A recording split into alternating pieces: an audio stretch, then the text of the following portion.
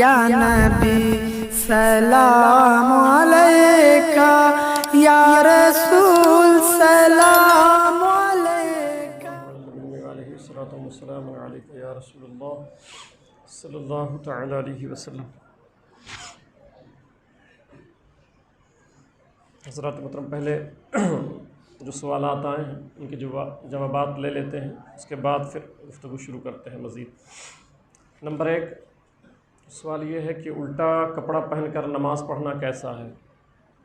अगर किसी ने जो है वो टी शर्ट उल्टा पहन लिया है या कुर्ता पहन लिया या शर्ट उल्टा पहन लिया है, तो ऐसा पहन करके नमाज़ पढ़ना कैसा है। तो उल्टा कपड़ा पहन करके नमाज़ पढ़ना मकरूह तहरीमी है। ठीक है, जब मकरूह तहरीमी मैं बोलूँगा तो ये समझ जाइएगा कि इसका मतलब ये है कि नमाज वाजिबुल इयादा होगी। ठीक है, नमाज दोहराई जाएगी।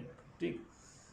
दूसरा सवाल ये कि हालत नमाज में आसमान की तरफ नज़र उठाकर देखना कैसा है, कि आप हम नमाज़ पढ़ रहे हैं और नमाज की हालत में फिर आसमान की तरफ देखें, तो ये भी मकरूह तहरीमी है। ठीक है, नमाज की हालत में। अच्छा, कल एक बच्चा और आया था तो उसको मैंने याद आ गया मुझे, तो एक वो सवाल उसने ये भी किया था कि हालत नमाज में आंखें बंद करना कैसा है। ठीक है, तो आंखें बंद करना मकरूह है, मगर अगर आपकी तबीयत नमाज में आंखें बंद करने से ज़्यादा लगती हैं, ठीक है, खुशू और खुजू आंख बंद करके ज़्यादा हासिल होता है तो बंद कर सकते हैं। ठीक है, और अगर ये कैफियत नहीं है तो फिर मकरूह है। ठीक है, तो आसमान की तरफ नज़र उठाकर देखना भी ये मकरूह तहरीमी है। अच्छा, नंबर 3 असर के बाद क़ज़ा नमाज़ें पढ़ सकता है या नहीं। असर की नमाज के बाद जो है ना, ये जो मशहूर है कि कोई नमाज नहीं पढ़ सकते हैं, ये गलत है। ठीक है, असर की फ़र्ज़ नमाज के बाद क़ज़ा नमाज़ें पढ़ी जा सकती हैं। कब तक? सूरज डूबने के 20 मिनट पहले तक। ठीक है, सिर्फ नफल नमाज नहीं पढ़ सकते हैं। नफिल नमाज असर के बाद फौरी जो है ना, वो बिल्कुल नहीं पढ़ सकते हैं आप।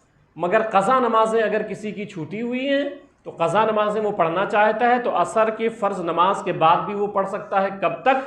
सूरज डूबने के 20 मिनट पहले तक। अच्छा, यही एक मसला और समाप्त कर लें कि अगर उसी दिन की असर की नमाज है, उसकी छूट गई है, तो अगर सूरज डूब भी रहा है तब भी पढ़ लें। ठीक है।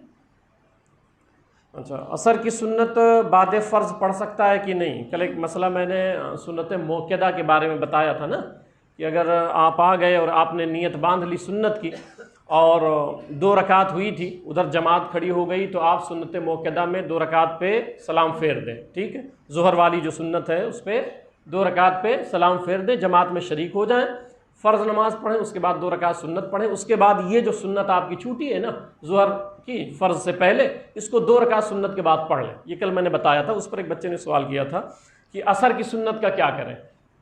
ठीक है, तो जो असर की सुन्नत है तो उसमें भी यही मसला है कि अगर जमात खड़ी हो गई है, ठीक है, तो 2 रकात पे आप सलाम फेर दें और जमात में शरीक हो जाएं।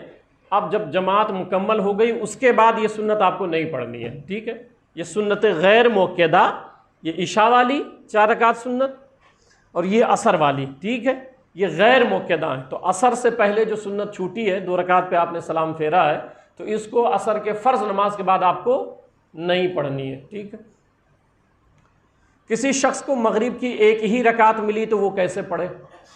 3 रकात है ना मगरिब, तो अब अगर कोई आखिरी रकात में आया है तो वो कैसे पढ़े। तो वो इमाम के साथ बैठा रहे, सिर्फ अत्तहियात पढ़े। ठीक है, क्योंकि वो उसकी पहली रकात बनेगी, जो तीसरी रकात है उसकी पहली बनेगी। वो इमाम के साथ बैठा रहे, अत्तहियात पढ़े। अत्तहियात पढ़ने के बाद इमाम जब सलाम फेर दे तो वो खड़ा हो जाए, और खड़ा होने के बाद फिर वो अलहम्द और सूरे वगैरह पढ़े, जिस तरतीब से पढ़ते हैं नमाज, वो पूरा मुकम्मल करे।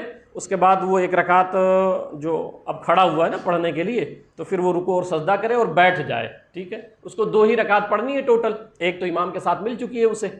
ठीक है, अब वो खड़ा हुआ है तो उसको टोटल 2 रकात पढ़नी है। तो इसमें यह करना है कि 1 रकात पढ़ के फिर वो बैठ जाएगा। ठीक है, दोनों रकात के बीच में उसको बैठना है, उसमें सिर्फ वो अत्तहियात पढ़ेगा। अत्तहियात पढ़ने के बाद फिर खड़ा हो जाएगा, उसके बाद अलहम्द और सूरे पढ़ करके फिर वो रकात मुकम्मल करेगा। अत्तहियात, दुरूद इब्राहिमी, दुआ मासूरा पढ़ेगा, सलाम फेर देगा। ठीक है, 2 रकात जो उसकी छूटी है उसके दोनों रकात के बीच में बैठना है उसको, और सिर्फ अत्तहियात पढ़नी। ठीक।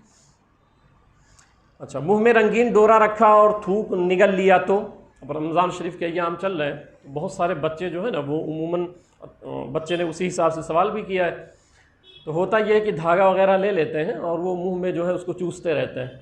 तो अगर वो धागा रंगीन है और पूरा मुंह जो है आपका अंदर का जो लुआब है ना, थूक है, पूरा रंगीन हो गया, तो वो थूक अगर निगल गए हैं तो रोज़ा टूट जाएगा। ठीक है, फौरी रोज़ा टूट जाएगा। हाँ, आंसू मुंह में चला गया तो क्या हुक्म है? खशियत इलाही में, खौफ इलाही में आप रो पड़े, नमाज़ पढ़ रहे थे असर में, ज़ोहर में, अल्लाह का खौफ पैदा हुआ और आप रो पड़े। अब या वैसे रो पड़े, कोई गम हुआ, कुछ ऐसी तकलीफ़ आपने सुनी, तो अगर 1-2 कतरा मुंह में गया है आंसू तो कोई मसला नहीं है। मगर अगर इतना ज़्यादा चला गया कि पूरा जो है मुंह नमकीन हो गया, हलक तक पूरा, ठीक है, तो इससे रोज़ा फासिद हो जाता है, रोज़ा टूट जाता है। नंबर 9, क्या तरावी की क़ज़ा है? तो तरावी की क़ज़ा नहीं है। ठीक है, जिसकी छूट गई छूट गई, ठीक है, बकिया जो मिल रही है वो पढ़े। अच्छा, एक ये ख़ास मसला है, एक साहब ने पूछा है, जो रकम नाबालिग लड़के या लड़की के नाम पर बैंक में रख देवें तो उस पर ज़कात है या नहीं है? ठीक है, जैसे हम जो है अमूमन जो है वो बच्चों के मुस्तकबिल के लिए कि भाई स्कूल वगैरह है, फिर इनकी शादी वादी का मसला है, तो छोटे बच्चे रहते हैं 5-6 साल के, तो उनके नाम पे हम फिक्स कर देते हैं। तो सुन लें कि इस रकम पर ज़कात नहीं है। ठीक है, क्यों? वजह सुन लें। वजह यह है कि आपने जब उसके नाम पे दिया तो आपकी मिल्कियत ख़त्म हो गई, तो इसलिए आप तो निकाल नहीं सकते हो, वो बच्चे का हो गया। ठीक है, अब आप मालिक नहीं रहे, उसके नाम पे आपने रकम डिपॉजिट कर दिया बैंक में, अब आप मालिक नहीं हो, उसके मालिक कौन है? वो बच्चे लोग। ठीक है, अब 20 साल 25 साल तक के लिए जो भी आपने डिपॉजिट कर दिया है, अब चूंकि अभी वो नाबालिग है, तो ज़कात के शराइत में से एक शर्त ये भी है बालिग होना। तो चूंकि अभी वो नाबालिग है, इसलिए वो अपने माल की ज़कात नहीं निकालेंगे। ठीक है, तो ये चंद मसाइल थे जो हमने ज़िक्र कर दिए। और आज जो है ना वो 10 रमज़ान मुबारक की मुक़द्दस तारीख़ है, और आज की तारीख़ में हज़रत सैयदा खदीजुल कुबरा रज़ी अल्लाह तआला अन्हा, जो सरकार की पहली बीवी हैं, उनकी आज तारीख़ वफ़ात है। आज जो है ना तारीख़ विसाल है उनकी क़ब्र शरीफ जो है जन्नतुल मुअल्ला में है। 65 साल की उम्र में आप वफ़ात फरमाई हैं, और ऐसी बीवी हुज़ूर सल्लल्लाहु अलैहि वसल्लम की थी, आपकी उससे पहले 2 शादी हो चुकी थी, उससे पहले 2 शादी हो गई थी हुज़ूर सल्लल्लाहु अलैहि वसल्लम से पहले। मगर हुज़ूर सल्लल्लाहु अलैहि वसल्लम से शादी करने की एक वजह यह भी हुई है कि आप चूँकि बहुत बड़ी ताजरा थी, अहले मक्का में आपका बड़े ताजरों में शुमार होता था, तो इनका माल हुजूर सल्लल्लाहु अलैहि वसल्लम मुल्क शाम ले गए थे। अब यहाँ रुक करके एक नुक्ता समझाऊंगा। आज हमारे जो नौजवान है ना, वो काम धंधा कुछ करना नहीं चाहते। हाँ, बस वैसे है, बाप कमा रहा है, भाई हम खा रहे हैं, घर में परेशानी है, सब चल रहा है। देखिए हुजूर सल्लल्लाहु अलैहि वसल्लम खुद माल तजारत मुल्क शाम ले जा रहे हैं। ठीक है, तो तजारत करना हुजूर सल्लल्लाहु अलैहि वसल्लम की सुन्नत है, और हुजूर सल्लल्लाहु अलैहि वसल्लम ने तजारत में बरकत की दुआ मांगी है, बरकत की दुआ मांगी है। और अगर हुजूर सल्लल्लाहु अलैहि वसल्लम, यहाँ रुक करके एक बात और अर्ज़ करूँ कि हुजूर सल्लल्लाहु अलैहि वसल्लम फरमाते हैं कि अगर एक रुझान बनता जा रहा है समाज में, मैं देख रहा हूँ कि हो गया भाई आप मेरी मदद कर दें, आप मेरी मदद कर दें, एक रुझान बनता चला जा रहा है, फिर वो मांगने वाला एक रास्ता खुलता चला जा रहा है। अल्लाह के रसूल सल्लल्लाहु अलैहि वसल्लम फरमाते हैं कि अगर कोई सवाल डालता है, सवाल करता है, तंदुरुस्त व तवाना है, काम नहीं कर रहा है, फिर वो पेशा बना लिया, सवाल करता है किसी से, तो हुजूर सल्लल्लाहु अलैहि वसल्लम फरमाते हैं कि अल्लाह ताला उस पर फ़कीरी के 70 दरवाजे खोल देता है, फ़िक्र के 70 दरवाजे खोल देता है। यानी जो एक मरतबा मांगने निकल पड़ा, तो वो चाहे जितना अमीर कबीर हो जाएगा ना, फिर वो मांगता ही रहेगा, फिर वो मांगता रहेगा, फिर उससे निकल नहीं पाएगा। इसलिए मैं अपील करूंगा कि आप तमामी हजरात खुद मेहनत करें। हुजूर सल्लल्लाहु अलैहि वसल्लम फरमाते हैं सबसे बेहतरीन कमाई यह है कि आदमी खुद अपने हाथ से मेहनत की कमाई हासिल करे। सबसे बेहतरीन रिज्क ये है, सबसे बेहतरीन। हज़रत काब बिन उजरा है रदी अल्लाह ताला अन्हु, सरकार बैठे थे, एक सहाबी तेज कदमों के साथ गुजरे, तो हुजूर सल्लल्लाहु अलैहि वसल्लम से साहबा ने फरमाया, या रसूलल्लाह सल्लल्लाहु अलैहि वसल्लम, ये फ़राइज़ तो अदा करते हैं मगर नवाफिल इतनी कसरत से नहीं अदा करते हैं, ये देखिए जा रहे हैं रोज़ी कमाने के लिए, बच्चों के लिए, परवरिश के लिए बहुत भाग दौड़ करते हैं। तो हुजूर सल्लल्लाहु अलैहि वसल्लम ने फरमाया, जो लोग अपने बच्चों के लिए सफ़र करते हैं या रिज्क तलाश करने के लिए निकलते हैं, तो अल्लाह ताला हर एक कदम पे नफली हज और उम्रे का सवाब अता फरमाता है। यानी इसको मामूली ना समझें आप, मामूली ना समझे। जो आप करते हैं ना, अपने बच्चों की परवरिश करते हैं और जाते हैं, काम करते हैं, मेहनतें करते हैं, हर कदम पे अल्लाह ताला आपको एक नफली हज और उम्रे का सवाब अता फरमाता है। तो इस पे ध्यान दें आप तमामी हजरात, क्योंकि बगैर कोशिश के कुछ नहीं होता है। ये जो आज एक मैंने तो ऐसा देखा है कि भाई एक साहब को कहा गया कि भी कुछ काम धाम किया करें, तो उन्होंने कहा अल्लाह बहुत बड़ा है। भाई आपके कहने से नहीं, वो पहले से बड़ा है। ठीक है, वो पहले से बड़ा है। मैंने ये नुक्ता समझा रहा हूं आपको कि तवक्कल इसे नहीं कहते हैं कि नहीं अल्लाह देगा, इसको तवक्कल नहीं कहते। एक सहाबी आए, उन्होंने हुजूर सल्लल्लाहु अलैहि वसल्लम ने पूछा भाई तुम्हारा ऊंट क्या है? तो क्या या रसूलुल्लाह सल्लल्लाहु अलैहि वसल्लम अल्लाह के भरोसे मैंने छोड़ दिया है, अल्लाह के भरोसे मैंने उसको छोड़ दिया है। हुजूर सल्लल्लाहु अलैहि वसल्लम ने फरमाया पहले उसके हाथ पैर बांधो, फिर अल्लाह पे तवक्कल करो। यानी आपको सबब तलाश करना है, आपको वजह तलाश करनी है।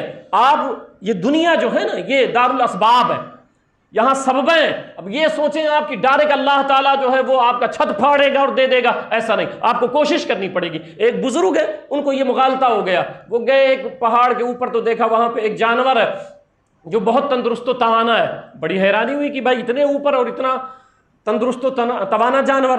तो फरमाते हैं कि वो जानवर जो है ना वो अंधा भी था। तो फरमाते हैं मैं छुप गया, तो मैंने देखा कि एक बुजुर्ग आए, उनके हाथ में प्याला है, उन्होंने जानवर को कुछ पेश किया, उसने पिया, वो जाने लगे। मैंने पकड़ लिया, बोले आप कौन है? तो कहा मैं अल्लाह का फरिश्ता हूं। तो कहा भाई ड्यूटी क्या है? कहा इसको खिलाना पिलाना। तो अब ये अल्लाह के वली थे, नेक बंदे थे, इन्होंने सोचा भाई जब जानवर को अल्लाह खिला सकता है मुझे भी खिलाएगा। मुसल्ला बिछा दिया, कहा मौला अब तू खिलाएगा तभी खाऊंगा। 1 दिन गुजरा, 2 दिन गुजरा, 3 दिन गुजरा, करीबुल मर्ग हो गया। अर्ज किया रो के मौला कुछ नहीं मिल रहा जबकि तूने जानवर को खिलाया था। अल्लाह ने फरमाया वो अपाहिज है, तुमको हमने हाथ पैर अता फरमाए हैं, तुम जाके कोशिश करो फिर मैं तुम्हें रिज़्क अता फरमाऊंगा। तो हमें मेहनत करनी पड़ेगी, कोशिश करनी पड़ेगी। माशरे को वैसे आप देखें कितनी मुफलिसी की तरफ हम जा रहे हैं, कितनी मुफलिसी की तरफ जा रहे हैं। तो मैं नौजवानों आपसे अपील करता हूं, आप तमाम साथ मेहनत करें, मेहनत करें। ये इसका सिला अल्लाह ताला आपको क़यामत में भी अता फरमाएगा इंशाअल्लाह ताला। हुज़ूर सल्लल्लाहु अलैहि वसल्लम की सुन्नत